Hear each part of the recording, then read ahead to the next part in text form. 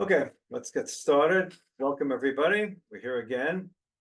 It's hard to believe. I keep on saying that each time.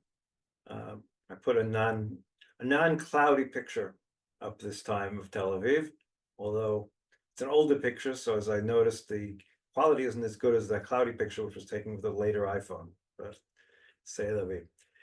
In any case, the days have not gotten any easier, to say the least. As I put it last night, there were basically 3 casualties in Gaza over the weekend. And just a few minutes ago, there was a suicide drone that hit in the northern part of the Golan Heights. They say two very serious casualties, which often means, unfortunately, it could be more than that. The drones are something that we don't seem to be able to solve yet, which is a real problem. We'll get to the north after we finish with Gaza, which we'll go through for a few minutes first. So in Gaza, there continues to be operations in two areas primarily. The continued operation in Rafah, which is supposedly coming close to being finished. I don't really trust those estimates because in Khan Yunis, we were a week away from being finished in Khan Yunis for about 6 to 8 weeks at least, if not longer. So I'm not really sure whether I can accept what they're saying. We're a week or two at the most away from finishing in Rafah. It always seems to take longer, but we'll be done with Rafah at some point. Then we'll have accomplished killing more members of Hamas. Rafah has, of course, not turned into the great strategic success that was promised. Holding the Philadelphia route may be an important thing over a long period of time. In a short period of time, the soldiers of Hamas, or the fighters, or the terrorists, or whatever you want to call them, basically most of them left. They left behind enough in order to attack us and to cause casualties and to not make it easy. But this isn't, where we're capturing large numbers of Hamas fighters. We have not done that at almost any point in the war because we've never surrounded anybody. It's a very strange strategy. If the goal was to destroy Hamas, we have not been surrounding them at any given time, which is, again, my limited military knowledge coming from writing about all America's wars and others is what you want to do is you want to cut off your enemy and surround them.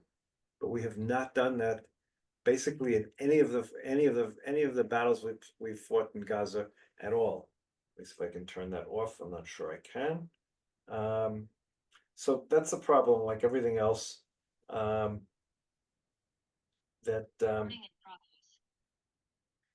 That's a problem. So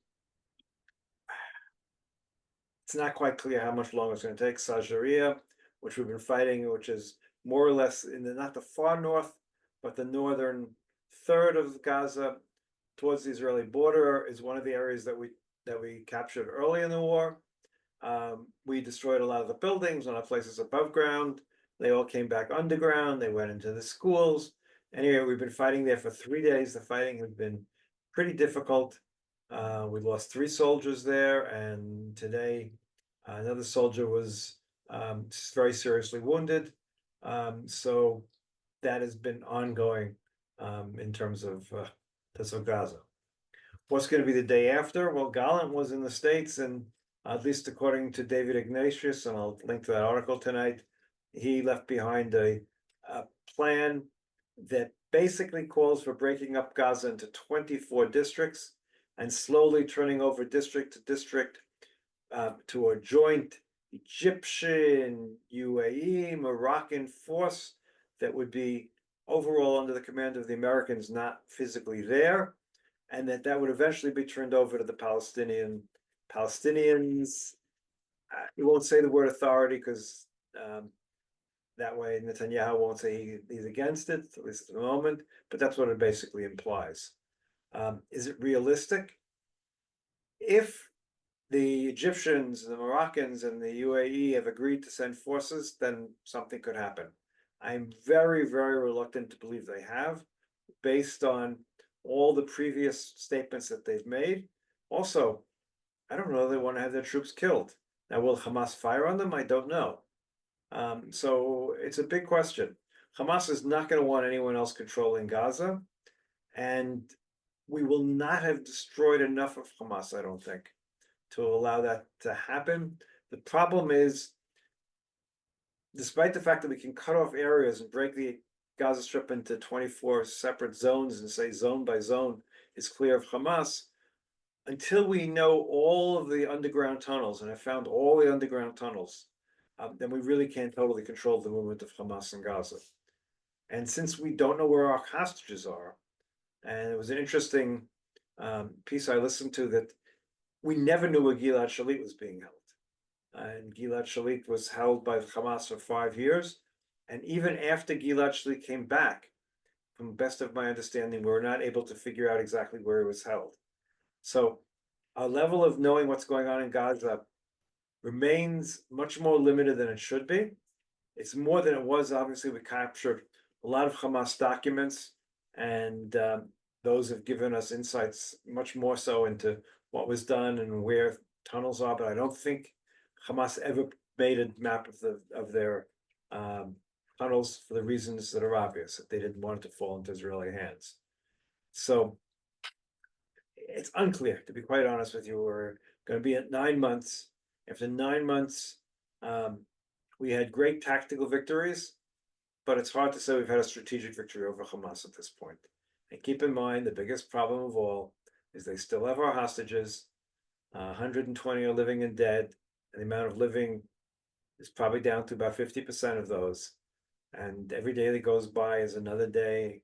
There are probably less hostages alive. And the question of what we can do about that is more than a little bit of a challenge at this point. It's not at all clear there's anything to be done other than an agreement to end the war in Gaza. Most Israelis at this point favor it. I think the army favors it as well at this point.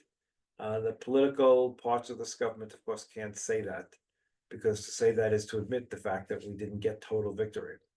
But total victory will take years. And at this point, we need a period to rebuild the army. Which brings me to the second side, which is the issue of the North. There is, on one hand, a lot of pressure. Let's go into the North. Certainly, some of the residents in the North say, "Go in. We got to beat Hezbollah." He's Minister of Finance and also Deputy Minister of Defense, Smotrich, today laid out his plan for winning, which is a quick victory over Hezbollah in the north, and then we'll undermine the regime in Iran. Now, I'm all in favor of undermining the regime in Iran. As a matter of fact, there will probably be an article of mine in Newsweek tomorrow saying that, but that's a different story altogether. As one military commentary said to me today about undermining a quick victory in Hezbollah, he wanted to know with which battalions we were going to have this quick victory. We're in this difficult situation where, on one hand, we have to show a willingness and an ability to take on Hezbollah. We do have that willingness and we do have that ability, but we rather not.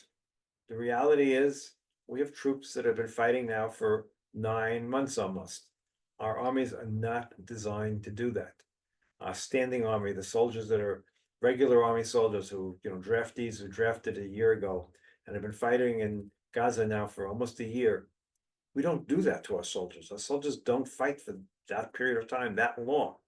And our reservists, we have reservists now who have served more than 200 days, 200 days in the last 250, 260 days. Some of them have businesses. Some of employers who are very understanding on one hand, but the employers have businesses too, and they expect them to run. Part of the whole security plan of Israel was to have short wars because we couldn't afford to have long wars. We couldn't afford to have our reservists at war in the army for so long.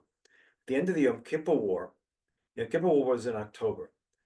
It was basically totally over on the Egyptian side by the end of November, when we at that point had disengagement agreements, and so it ended on that side. In Syria, it lasted all through the spring, and we had to have reservists fighting all through the spring. It was a semi-war of attrition, but it was having devastating effects on the economy because the ability to keep people in reserve for so long was very difficult. It's all the more so difficult at the moment. And it's not, but the economy is still going, obviously. And actually, there were more investments in this last quarter in Israel than there have been in the last few quarters. That's a good sign. But companies are struggling, and certainly any individual is struggling. Now, again, it's a strange situation. From in the middle of the country, from Haifa south to somewhere as Gadara or somewhere to the south there, you wouldn't know there's a war going on, except for the fact that there are, less men at times on the streets because they're in reserve duty. But even that's hard to really pick up. You have reservists carrying guns in the streets much more than we usually do. But other than that, you wouldn't know there's a war on a day-to-day basis. There hasn't been a rocket attack on Tel Aviv now for months. There was one about a month and a half ago in the Tel Aviv area, but not in Tel Aviv itself. So it's something far away. Of course, the fear of a war with Gaza, with the north and with Hezbollah remains a constant presence, and everyone is concerned about that at any given time because it could happen at any given time if things get out of control. Now, it seems quite clear that Hezbollah does not want a war. They have cut back their attacks pretty tremendously over the last 2 weeks, 3 weeks. The average number of attacks per day has dropped to about 20. Up where was it at 40, 50, 60 a day. That's clearly a symptom of, one hand, their willingness to pull back. B, we've been pretty effective. It's not really well understood, but we've really pushed back a good part of their forces from the area of the border. Every day that the army attacks, the Air Force particularly, they're pushing back and hitting any targets that are located within 9 kilometers of the border, which is the area we're trying to push them back from. So that is an ongoing battle. But two things are possible. Number one, at any given time, something could get out of control. A Hezbollah attack, which is unfortunately very successful, the pressure comes for us to respond. Vice versa, we have an attack on them that is more successful, quote unquote, than we had planned. That also could have that effect. And then we have a government that we don't really know. It's quite clear that neither Gallant nor Netanyahu have an appetite for a war in the north. They understand what it means. They understand what the implications are. A lot of people don't understand those implications. I understand some of the people along the border in the north say, what do we care? So Tel Aviv will get missiles like the rest of us, and Haifa and all these places. What they don't know is their areas we're going to get 10 times as many missiles and rockets, and we will not have enough interceptors to intercept all of them. On top of which, again, it will require massive movement of the army on the ground. Our army needs to rest, to be quite honest. It needs to rest, re-equip, replan, learn the lessons that we had from this war, and apply them into our force structure and everything else to be ready for the next war that will come. 2 days ago, I guess it was, that Iran made the threat that if we go into Lebanon, they will get involved and there'll be a war for the destruction of Israel. Well, they've been talking about destruction of Israel more than once and more than twice over the last couple of years. One has to take them seriously, obviously, and one has to assume they will participate.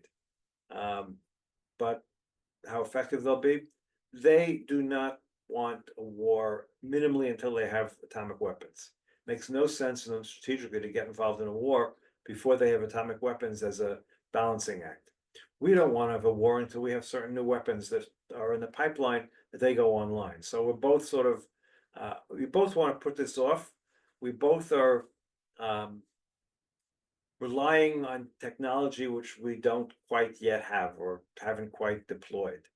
And so both of us, for each of our own reasons, want to put this off if they can.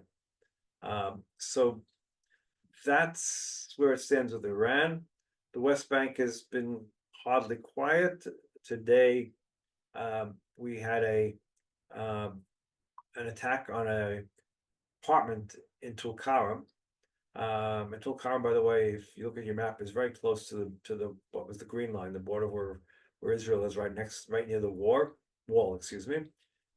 Theoretically, we have killed the head of the Islamic Jihad in Tulkarm, and 4 other people in the apartment at a meeting. We were seriously wounded. It doesn't look like we killed them. But this has been a new method in terms of the West Bank of going in with missiles. There's continued settler violence in the West Bank that is not being controlled at all.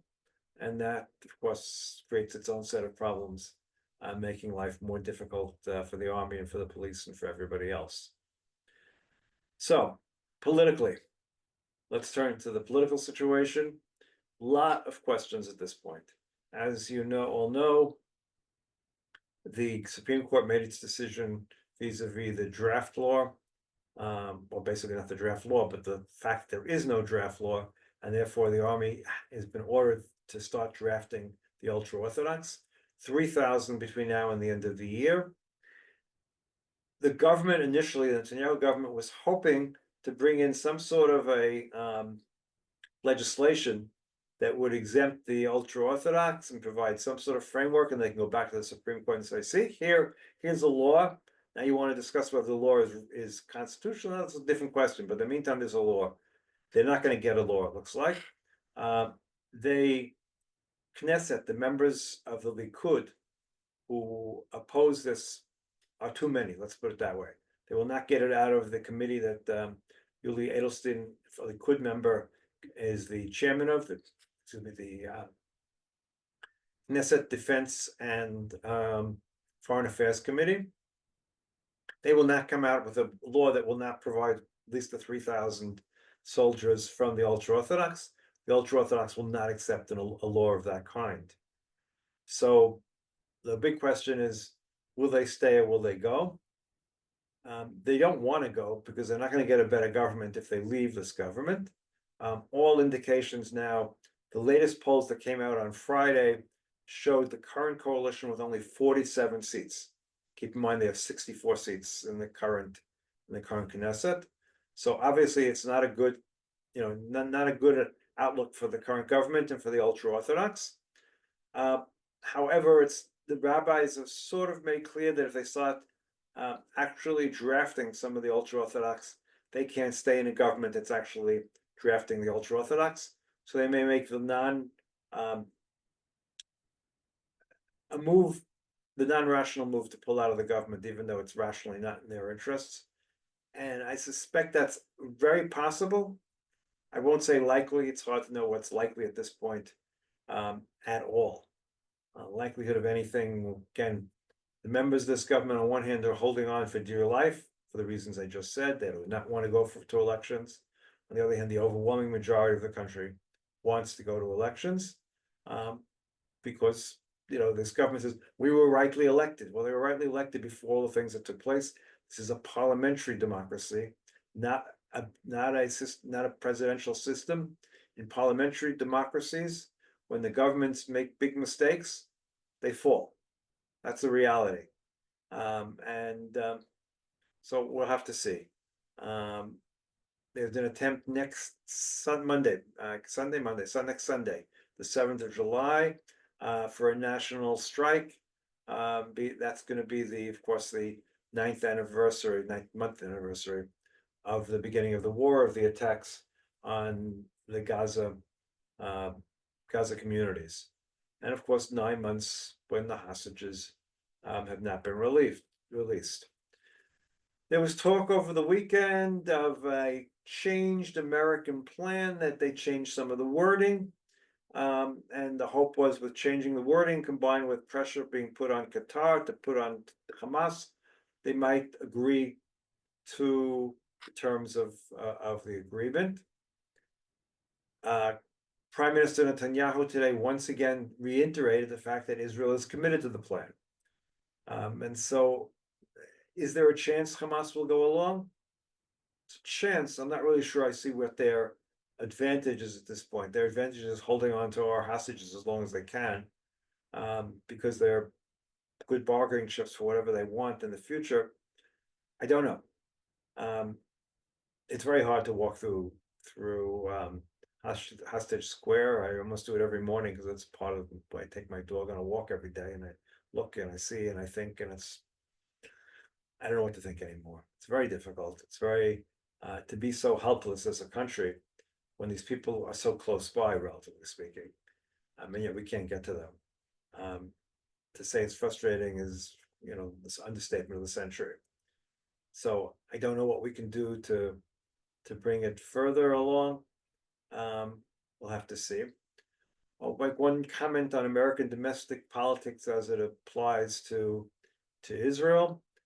There is some concern that after seeing Biden on TV and the debates, and a lot of Israelis actually got up at 4 a.m. to watch it, and of course it's been covered widely here, is the fear that countries like Iran may think of America as being weakened. This is a good time to act because America is weak. On the other hand, there are people who think the opposite, that Biden would have to take a very strong action to so it's unclear. Depends on what the Iranians and Hezbollah and everybody else took out of that, and you can take whatever you want in that sense, whatever you're coming in with, whatever your initial views are, you can fit the scenario based on that. If anyone watches I-24, I'll be on tonight at 8:40 US time to talk about American politics. I think that pretty much covers all the aspects at the moment, a little bit shorter than usual, so I'll open up for questions. Use the normal, pick up your hand, and I'll be happy to answer any questions. Abby. Yeah, my understanding is that if Iran did decide to move forward, that China, Russia, some other big powers would have said that they would support that and go along with it. So when I listen to you talk, there's this feeling of inevitability of that war happening at some time.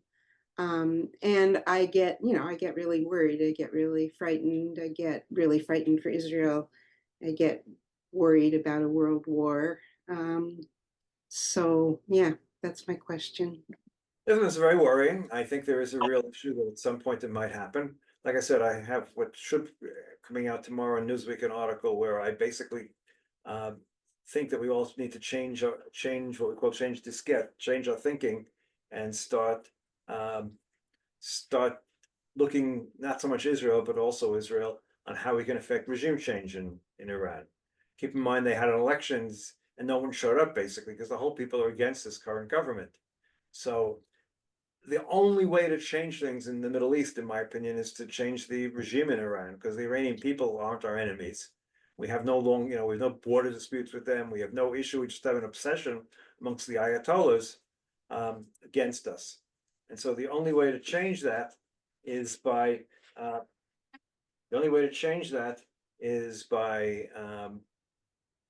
changing the regime. And I think there are ways of doing that, and I think we should try to find the ways of doing that if we can. Harvey, I see, has asked a question in the chat about the approval of the 5 settlements, legalizing the 5 settlements.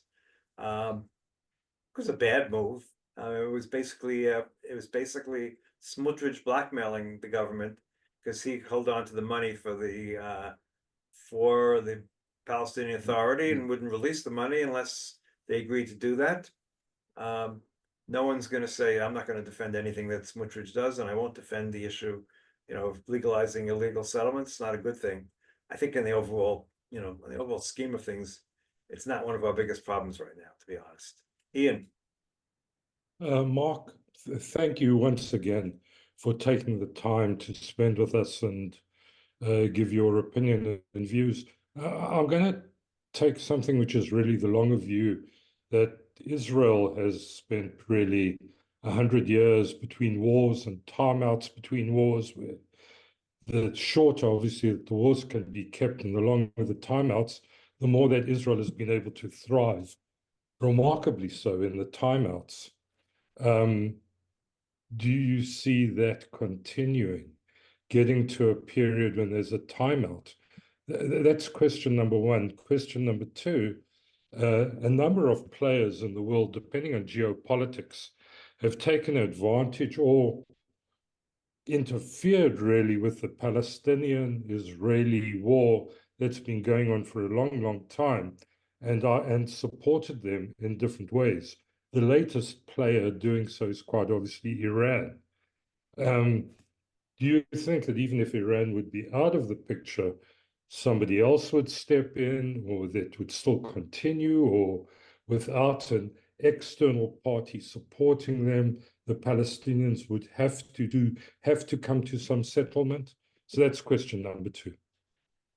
Okay, so the first question is almost an impossible question to answer, because I don't know. I mean, I'm hoping, I live here, I'm hoping for periods of peace. I don't think this can keep on going. Look, I have to believe that that this won't continue forever. That we'll have periods of peace. Look, we've made a lot of progress towards peace. You know, as much as things are bad at the moment, let's go back 50 years. We were at war with Egypt. We were in a state of war with Jordan. We had wars with Syria. We were at wars with, a state of war with most of the Arab states in the world. And today we have peace with Egypt, that despite the fact it's not the warmest of peace, it still is holding. We have better relations with Egypt than we do with Turkey right now, where we have a El Al plane stuck there right now. I'm not sure what the latest developments were, but an El Al plane had to make an emergency landing because of a sick passenger right now. At least as of when we got on the air, the Turks were refusing to refuel it. But at any rate, so we have peace. We have peace with Jordan. Again, hopefully it'll hold. We have peace with the UAE. We could have peace with the Saudis. I think, we're down to the problem with the Palestinians. Now, is the problem with the Palestinians solvable? I don't know. So far, it hasn't been solvable in any which way. The Palestinians have their extremists, but I'm not sure that always the extremists. They have been dreaming for 3 generations of getting back to their houses in places that no longer exist, in parts of a country that is no longer, they're never going to get that back. Can we change that? I don't know. I hear these ridiculous ideas. It's going to be like Germany or Japan, where we're going to re-educate the population and we're going to eliminate all the hatred and everything else from the textbooks. The only problem with that is the Japanese didn't hate Americans. They didn't have a real dispute with America. There was geopolitical issues between the United States and Japan over the Pacific, and Japan wanted to have a greater sphere of influence. The United States didn't want to let them have a sphere of influence, and they didn't want to let them taking over places that were their own. But the United States and Japan did not have an inherent disagreement in the world in terms of, the United States didn't want a part of Japan, Japan didn't want a part of the United States. Even with Germany, I mean, Germany was a terrible place and everything. I'm not going to even say anything about that, but the German people had nothing against the American people. And even against the French people, they didn't have that much of something against them. They wanted, they wanted greater Germany, they wanted Germany the Great, all that sort of stuff. But they didn't have that sort of hatred that the Palestinians have against us, which is only partially, but partially justified in the sense that they have a real reason to be upset. They've been educated for 3 generations to be upset. Can we uneducate them? Well, only if we provide with an alternative. We don't want them all to move to Minnesota or Michigan, because then you're all going to have to deal with them. But can we get them all to live in parts of the West Bank and parts of Jordan? Can we turn the Gaza into the Singapore that it could have been? Possibly. Can they learn to love Gaza? Can they learn to love the beautiful beaches that Gaza will have and the tourism and all things that they theoretically could have? Maybe. Will they give up their dream to coming back to Jaffa? I would hope over a generation, but it'll take a generation and it would require a lot of effort. And it's not a question of re-education, and it's redirecting a society, and it requires us to do a lot of things. So I don't know. That's always been the problem. Can we come to an agreement with the Palestinians? I don't know. We can. As to the second part of the question, is there always going to be someone who's going to take over if Iran is not a player? I don't necessarily think so. Iran plays a unique role because Iran has been trying to become the Persian Empire of the old, And by being more Arabs than the Arabs, so to speak, even though they're not Arabs, they're Persians, but they want to be more Arabs than the Arabs, and so they've taken on the Palestinian cause as their own. But on top of that, there is also the fact that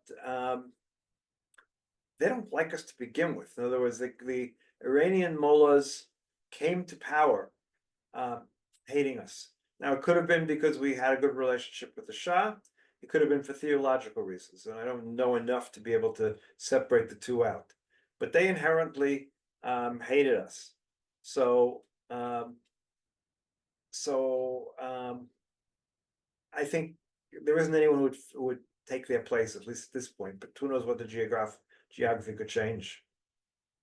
Michael.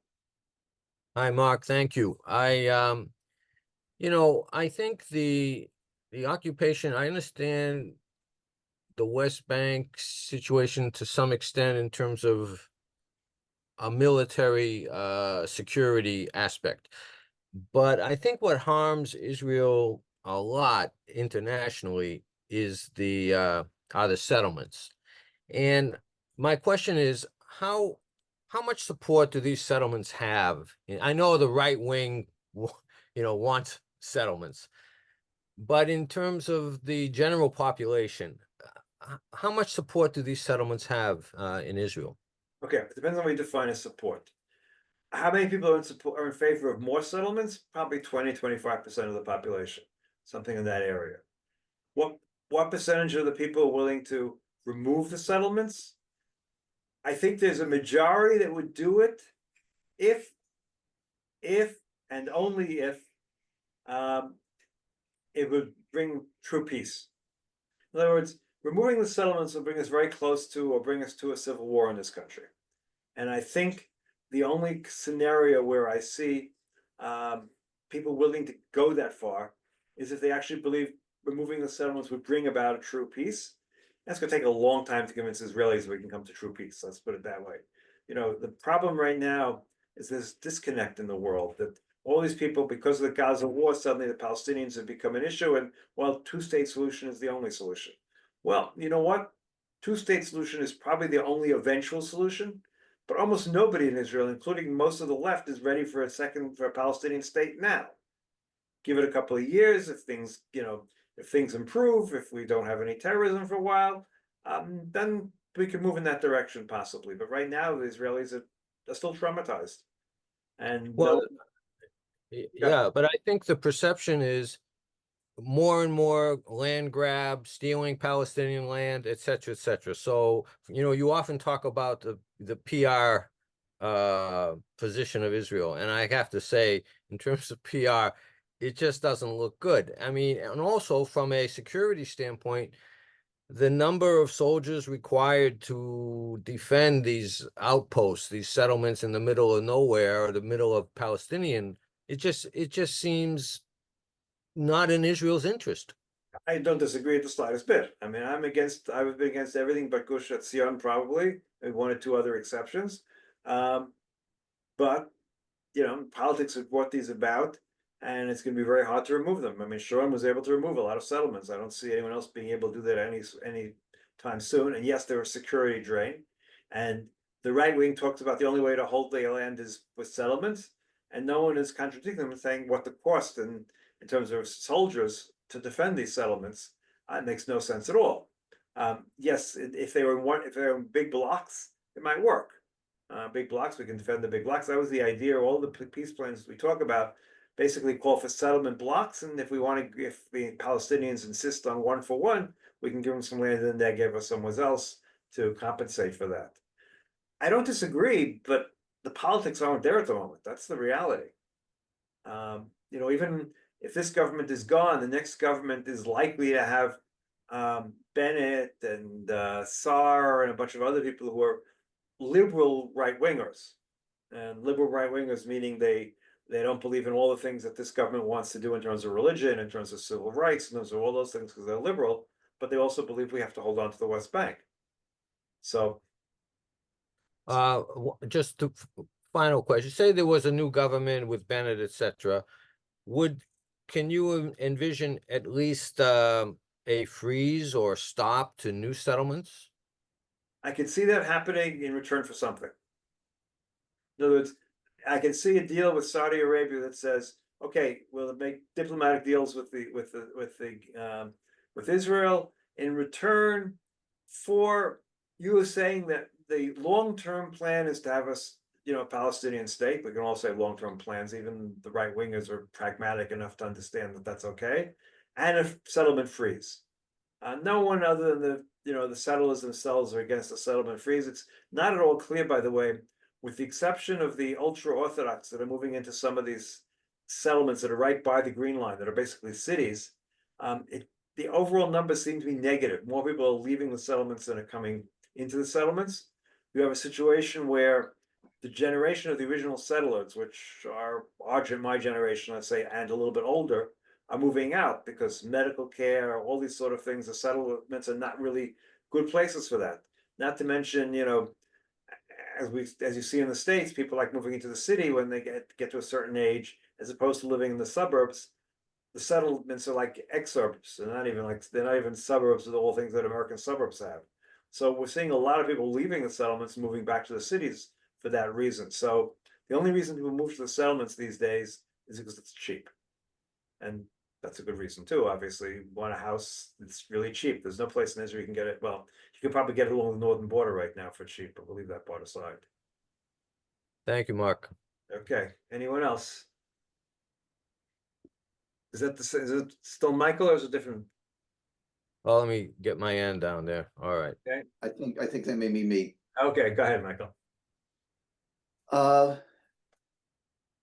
Some months ago, maybe on the order of 4 months ago, I'd hear more about the Arab Street in Jordan and Egypt. I mean, the leaders want to have nothing to do with the Palestinians, but the poor people on the street were, like not on the verge of rioting, but they were getting a little more restless than the leaders would have liked. I have not heard anything or read anything between the lines in the last couple of months. Have there been any changes one way or the other? I don't think so. I think things have quieted down. I think there are less scenes of, bombings killing civilians and all those sort of things. The warfare has been very different. The warfare in Rafah has been an area where basically no one was there. There have been almost no civilians in Rafah, so there have been no civilians who have been killed in Rafah. So that's always good. So I think the civilian deaths are way down, and that that contributes. There's also a question of just tiring people. It's also pretty hot at this part of the world these days. Demonstrating in the middle of the day or any time else is a challenge. So I think that the quote unquote the Arab Street has calmed down considerably. It's just the American street where Hamas supporters don't seem to be wanting to calm down at all. But I don't think it's a major factor at the moment. Let's put it that way. It could always change, obviously. And what may come into play too is with the Arab Spring, whenever that was 10, 15 years ago, it's attributed to the guy setting himself on fire in Morocco or Algeria, wherever it was. But the price of wheat had doubled and people were not getting enough bread. I think now that Ukraine can control more of the Black Sea, the price of wheat came down. Anyway, I don't know. That's always, economics are always a driver, to say the least, to any of these things. And yes, the food prices in the world are not particularly high at the moment. Anyway, thank you. Anyone else? Okay, if there's nobody else, I will. Okay, last call for anyone I'll give else. you a quick compliment, Mark.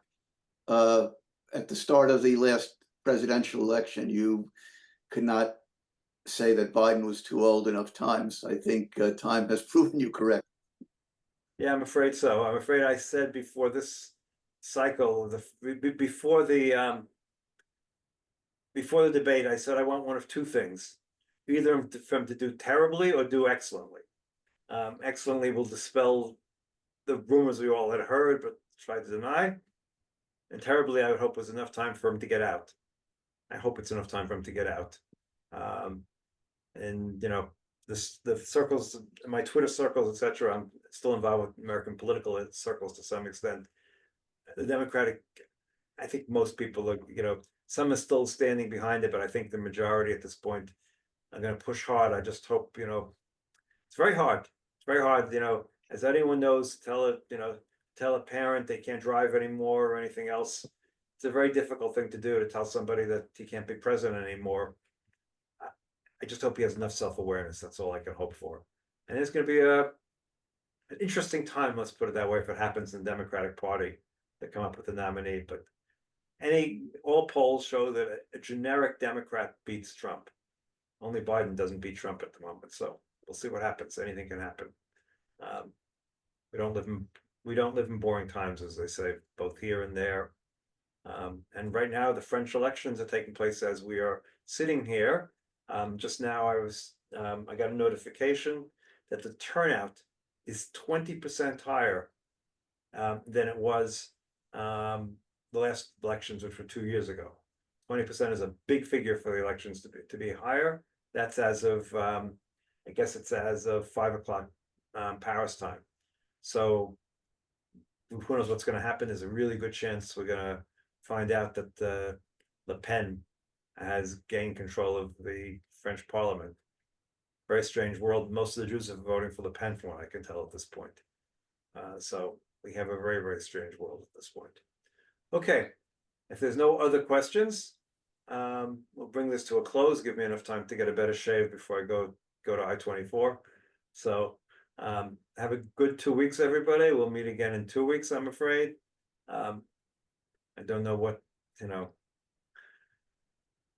hopefully there'll be some better news one of these weeks. It's one of those situations where we go from week to week hoping to hear some good news, hoping for a strategic change in some way or another, but also hoping we don't go to war with the North. And I'm one of those, as you've all listened to over the last couple of months, who believe very strongly that we should not go to war with the North now. I'm a believer in the technologies that we're developing, and will be available in the next year or two. And if we have to go to war, we should wait until we have those technologies. Not to mention, give our army a period of time to rest, re-equip, and rethink. Okay. Happy 4th of July to one and all. Yep. Yes. Coming up. Thank you, Mark. Thank Okay. you, Mark, Pleasure, as everybody. always. Take care. Thanks, Mark. Bye-bye. Thank you, Mark.